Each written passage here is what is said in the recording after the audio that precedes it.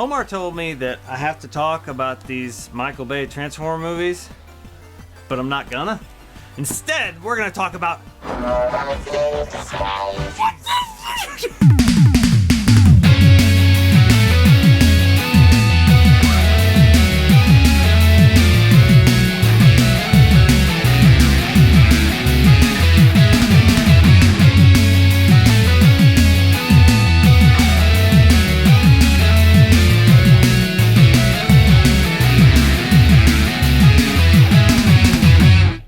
You know who's in my favorite movie? Who's in your favorite movie? Shia LaBeouf. Really? Because in my favorite movie, it's Megan Fox. Rawr. Are we talking about the same movie? There's no way we're talking about the same movie. No, it can't be. What are you guys doing? I hate both of you. You brought this on yourself. We are making fun of you. So Transformers: The Last Night has recently come out. On the 21st, I think. July, Yeah. June, whatever. Whatever. You don't seem very impressed. Okay. We didn't see it. We're talking about Bayformers.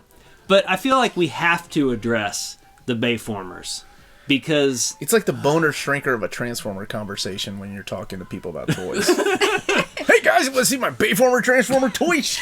I mean, the fact that I just found out what Bayformer was, That's I was true. like, what is Bayformer? You did ask me what Bayformers was, and I was like, Michael Bay's horrible rendition of ruining our childhoods with Transformers. Okay, I get it now. I will say there are a lot of folks who really like these movies, and more power to them. The first one was okay. I remember Dan and we interviewed Peter Cullen, so we were really excited about the movie. Yeah. Peter Cullen was coming back to do the voice of Optimus Prime. We're like, ah! We went to watch it together. We were like, okay, that was okay. Other than them killing the black Autobot. I was going to say, they killed the black guy. All I remember from the second one was a dog humping another dog. Oh my god. The mom eating hash brownies and getting high. What a college party, and that's it. And two annoying, like stereotypical Ebonic speaking Transformer robots. Yeah. And I was like, how can anybody bring their kids to watch this monstrosity? Whatever the fourth one is, the Dinobot one, I eventually watched. You should know that. I watched one night at like 10 o'clock when my family was out of town and I just really hated myself. Most people watch porn when that happens, especially at our near mint-conditioned age. Family's out. And I remember watching. I put on this movie. What are you doing with these? That's all my porn movies that I have read. And it's got, Marky Mark's doing his thing, and he's Marky an Mark, okay that's right. actor. He does not like to be called that. And it was just like, okay, this is the fourth movie in this movie. We got the Bounty Hunter, we've got Galvatron, we got Marky Mark, we got the U.S. government, we got some sort of something. What? Now they're in a ship, Dinobots. and now and the movie just lasted for 8 hours. I don't want to talk about why I hate these movies. So I want to talk about 5 positive outcomes from the Bayformer movie. Number 1, if it weren't for these Transformers live-action movies, I don't think we would have any of the classics or generations, all of the redoing Generation 1 toys. Were the classics lines after the first movie? The classics lines led up to the first movie. Okay. They filled the gap between the last animated series and the movie line. They said, we don't have, we need something for toy shelves in between to hold our shelf space. Okay. So they just reached back into their bag of intellectual property and made a bunch of new toys. And I think that has really kind of been the case of why we keep getting these really adult collector-oriented lines up to Titan Masters and everything that are just taking the characters from our childhood and making better toys out of them. It's just to hold on to that shelf real estate in Walmart and Target. In between the movies, it's pretty bare, but it's there. And then all of a sudden the movie lines come out and boom, it's all full. My question is, do the movie toys sell? Like a Target exclusive Grimlock, Optimus riding Grimlock. That's the thing. That was really cool, by the way. Optimus Prime riding Grimlock with a giant fucking sword. I hate those movies, and I was like, oh, damn you, Michael Bay, you almost had me. But I mean, I think they must, and just the fact that the stores consistently stock so much of the movie merchandise, it must sell.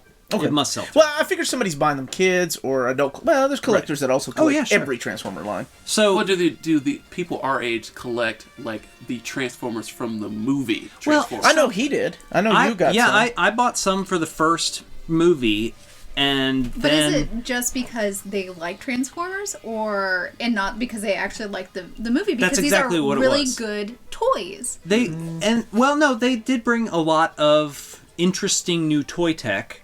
Like a lot of the auto transforming stuff originated with the movie lines. Okay. So, there is a lot that the classics and generations and all of the G1 rehash lines have gained from the movie lines. Point 2, you already mentioned. Oh, shit! Peter Cullen and Frank Welker. They are back together doing again. Transformers. And if you don't know who Peter Cullen or Frank Welker are, there's Googlepedia.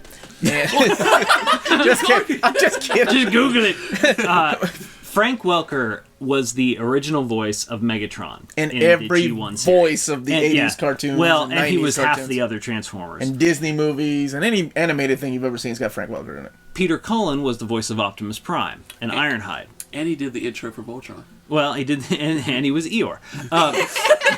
we He found was one of the out. voices in Gummy Bears too, but we ain't talking about Gummy Bears and Eeyore today. They had not returned to do any of the subsequent Transformers cartoons since the 80s, and it took this high-budget movie to bring them back into Transformers fandom. Wasn't it the original Megatron voice? Wasn't that Leonard Nimoy? No, you're thinking Galvatron, Galvatron. in the In movie. the movie. Yeah, the movie Yeah. version had Leonard Nimoy. The movie version of Megatron, though, was voiced by Hugo Weaving. Hugo Weaving. That's true. Okay, yes, Yeah, it yes. wasn't until the second movie when Frank Welker came back to do the voice of... Was it Galvatron? That segues into point number 3, which is because of the movies, we have the aligned continuity in Transformers Prime. Why don't you tell me a little bit about what they tried to do after the first movie came out was to say these movies are going to be the definitive universe for Ouch. Transformers. Oh, it hurt us. Don't worry. But we did get some good things out so of it. they came out with fiction, like books that were supposed to be part of this aligned continuity, and then they came out with Transformers Prime, which was supposed to be part of this aligned continuity. And of course, That premiered it in- instantly fell apart because that is obviously not the same continuity. Transformers Prime is a great series with a lot of Absolutely. its own mythos. It doesn't have as broad a character base because modern cartoons don't do that.